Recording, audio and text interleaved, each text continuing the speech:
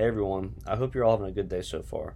So, my own personal golden rule of counseling, I think, has always been to be able to leave a client or have a client leave the counselor in better condition than when they started counseling, and I believe there are many ways this could be accomplished within the counselor client relationship. Now, I feel like this may be considered a pretty general golden rule, but I also feel this should be the goal of all counselors. I believe it is most important to help our clients work through whatever issues may be hindering their life and well being so that when they do exit counseling, they are able to live productive lives. And so, along the way of trying to follow this rule, it is important to be an advocate for social justice. The authors in Chapter 10 of our textbook define social justice as promoting access and equity to ensure full participation in the life of a society, particularly for those who have been systematically excluded. Being an advocate can, as the Counseling Today article put it, put a strain on the counselor. Self-care is something discussed in the article that a counselor can participate in to lessen that possible strain caused by being an advocate. For me personally, I think avoiding and reflecting often would be my go-to self-care strategies.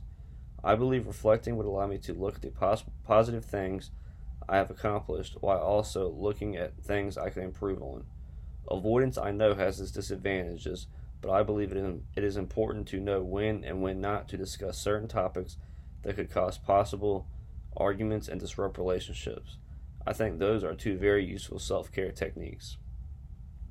And so for the Bible verse I thought most supported social justice, I chose Isaiah 1:17, which is learn to do good, seek justice, correct oppression, bring justice to the fatherless, plead the widow's cause.